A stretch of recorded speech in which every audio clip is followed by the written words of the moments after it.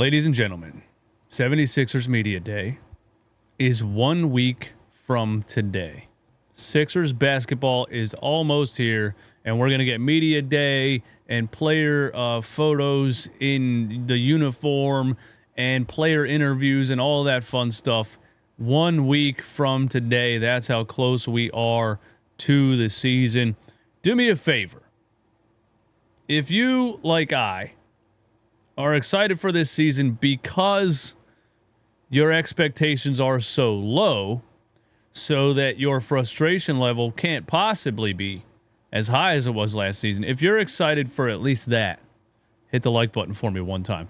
Now, PHLY, Sixers, you know, Kyle Newbeck and all those guys, Derek Bodner and Devon Givens and whoever else works over there, they posted a screenshot of last year's starting lineup. And I want to remind you guys that it can only go up from here. Now, I know it's the Philadelphia 76ers, and I know that somebody in the comments last year told me something that I will never forget. They said, oh, it can get worse, and it will get worse than you could ever imagine. And the 76ers did that, and that type of thing makes sense with this team because they always find a way to actually get worse. But I do believe last season was the bottom of the barrel, and you can't actually get any worse than that.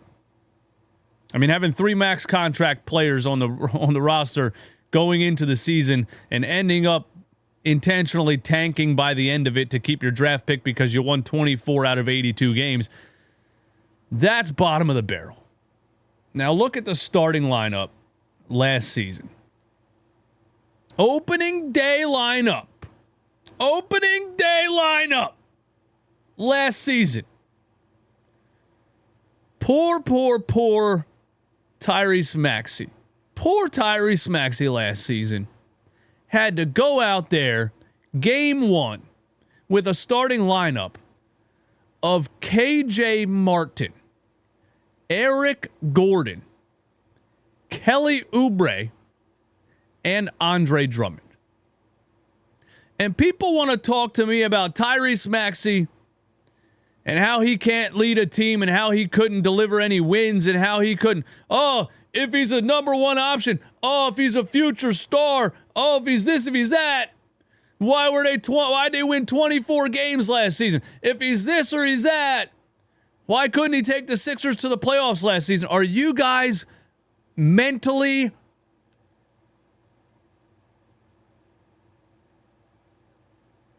The answer to that is his starting lineup opening day was KJ Martin, Eric Gordon, Kelly Oubre, and Andre Drummond. Michael Jeffrey Jordan couldn't win with that lineup. By the way, in 1986, Michael Jordan did average 30 points per game, and the Chicago Bulls won 30 games. Just to tell you how much the team matters. Let's start with KJ Martin, okay? Very good athlete. Can't dribble a basketball to save his life. Can't shoot a basketball to save his life. Essentially, Matisse Thybulle. Eric Gordon. He's 50 years old. He's 20 pounds overweight. He can't run or jump anymore.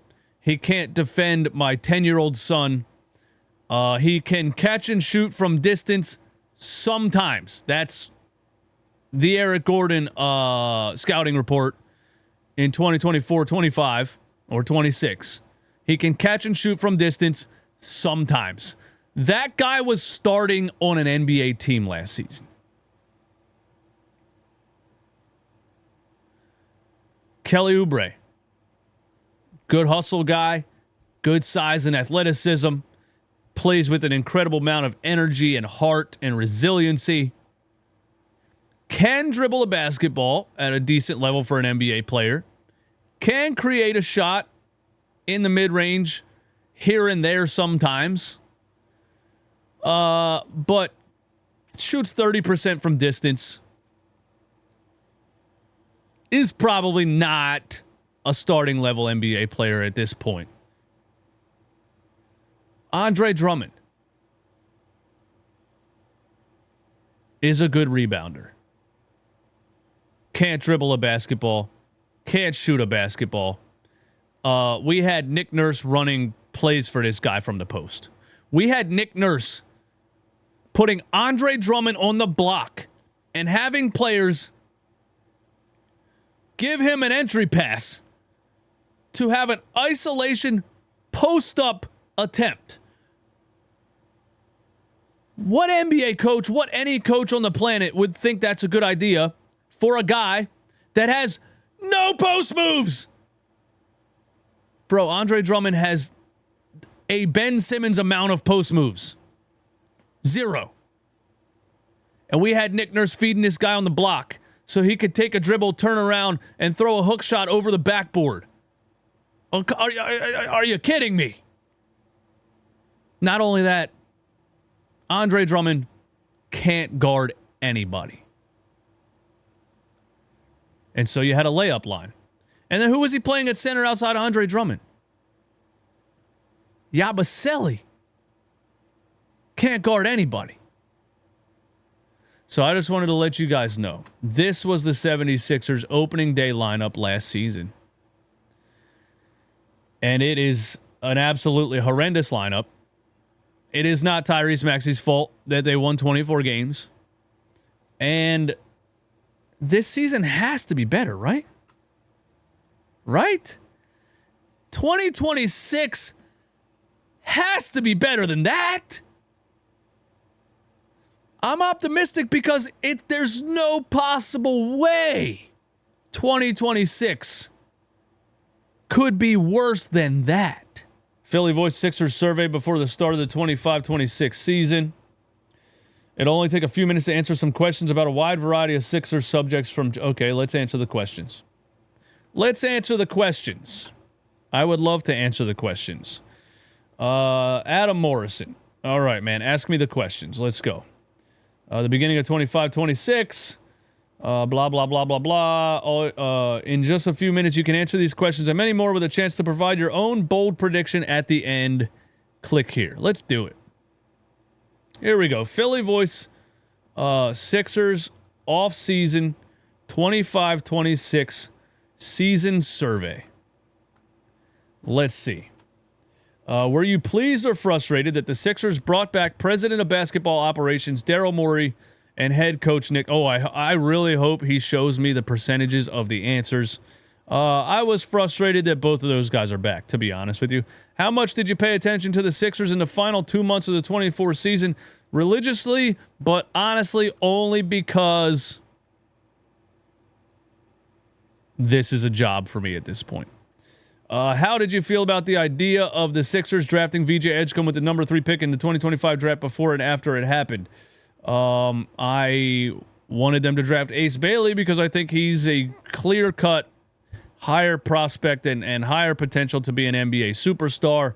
But I do like VJ Edgecombe. I think the Ace Bailey stuff scared Daryl Morey, and he tucked his tail between his legs and ran away. And then Danny Ainge, actually had some balls and just drafted him. But anyway, I do like VJ Edgecombe. Wanted the team to draft Edgecombe. Did not want the team to draft Edgecombe. Now glad they did. Did not want the team to draft Edgecombe. Still unsure if he was the right pick. I'm going to go... I'm unsure if he was the right pick. I'm going to be honest with you. I do like him, but I don't know. I'll have to see Ace Bailey's career to know if Edgecombe was the right pick. How would you grade the Sixers selection of Edgecombe? It's an F because you were supposed to draft Ace Bailey. How would you grade the six? And that's nothing against VJ Edgecombe for you guys that are going to cry in the comments immediately. It's nothing against VJ Edgecombe. How would you grade the Sixers selection of Janai Broome? There was a couple of athletes on the board who can jump and rebound and block shots in the NBA. Janai Broome, he can rebound in college because he's great at fundamentals and positioning. I don't know if he can rebound in the NBA because he lacks size and he can't jump.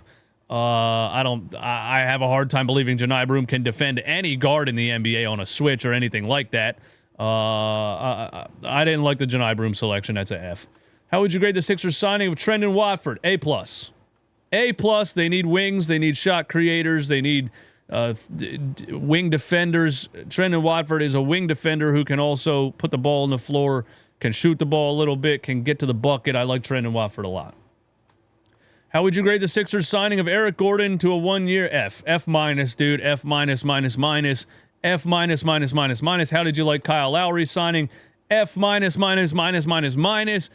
Just absolutely embarrassing. Embarrassing that Daryl Morey put pen to paper and signed those guys back on the team. Embarrassing. Anyway, check off any members of 24-25 Sixers team should or will regret not keeping around. Honestly, none of those guys. I love Yabusele, but none of those guys they're going to regret keeping around. Ricky Council, Lonnie Walker's not even in the NBA anymore. I don't even think Jared Butler's in the NBA. How do you feel about Quentin Grimes as a player in the aftermath of his scoring breakout? He's a high-caliber rotation piece that previously anticipated and can start for a contending team. I believe that. What is your level of concern with Grimes still being unsigned? I'm extremely concerned because he's going to sign the 1-year, $8.7 million offer. And he's going to become an unrestricted free agent next season, and the 76ers aren't going to be able to trade him, and they're absolutely screwed.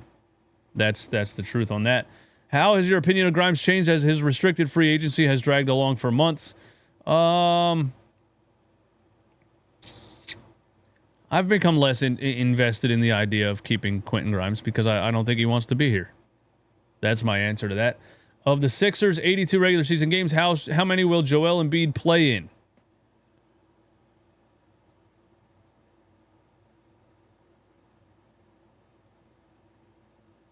Did DJ Eastwood just type 50? Did he just type 50? Joel Embiid's going to play in 50 regular season games. Check off any members of the 25-26 Sixers you will be rotation caliber pieces this season. Dembona, obviously. Justin Edwards. Hopefully not Andre Drummond. Hopefully not Eric Gordon or Kyle Lowry. Kelly Oubre. Jabari Walker, Trendon Watford. Dominic Barlow. Janai Broom. Which of these should be a greater focus for the Sixers in 25-26 when it comes to lineups, roster building, and other decisions? Long-term development of teams' young players. Yeah, we've been there for a couple years, bro. Daryl Morey's the only one that still thinks it's win now. Daryl Morey's the only person left on planet Earth that thinks the 76ers are in a win now situation. That's because he has to think that to keep his job. How much faith do you have in Daryl Morey and Nick Nurse being capable of leading the Sixers to a championship? One. No faith at all. Come on, man. Stop. Which player would you rather have for the rest of their career? I think Jared McCain's going to be the next Steph Curry. And if VJ Edgecombe becomes the next Jimmy Butler, that's cool too. But I think Jared McCain's the next Steph Curry, and I'm not trading him for anything. How concerned are you about the idea of Tyrese Maxey becoming unhappy in Philadelphia? 5, extremely concerned. If this season doesn't work out, they need to pivot as fast as possible to handing the keys to Tyrese Maxey, trying to get off the Joel Embiid and Paul George contracts and building around Tyrese Maxey for the future. Extremely concerned, especially because his agent is Rich Paul. Why? What are you expecting from Paul George in his second season in Philadelphia? Paul George remains healthy and is much better than last season, but does not play like a star. I think Paul George this season is going to be what we thought he was going to be last season, which is a catch and shoot 3-point specialist and a perimeter defender. How do you feel about the potential? How long did they say this takes? How do you feel about the potential of the following franchise-altering ideas? Trading Tyrese Maxey to build around a backcourt of Jared McCain and VJ Edgecombe, against the idea. Trying to use Jared McCain as a sweetener to shed Joel Embiid, against the idea. Trading picks owed by Los Angeles Clippers to find short-term rotation upgrades, against the idea. Don't do any of that. See out these contracts, develop young talent, and keep moving. And by 28, Paul George will be gone. By 29, Joel Embiid will be gone, and we'll have had some more draft picks and some more moves and have built a young contender. What is the bold prediction you have for the 25-26 Sixers season? 40 and 42. play-in team. Now, I know some of you are going to say, Eastwood, you are bipolar. Every day you say something different. You're too wishy-washy, man. You're too wishy-washy. I may be clinically bipolar by way of the Philadelphia 76ers. So, you know, if there's a doctor out there that can diagnose that sickness by being a fan of an NBA team, then that's what I am. I am bipolar by way of the Philadelphia 76ers. Yeah, man. Thanks for hanging out. I'll talk to you guys soon. Peace.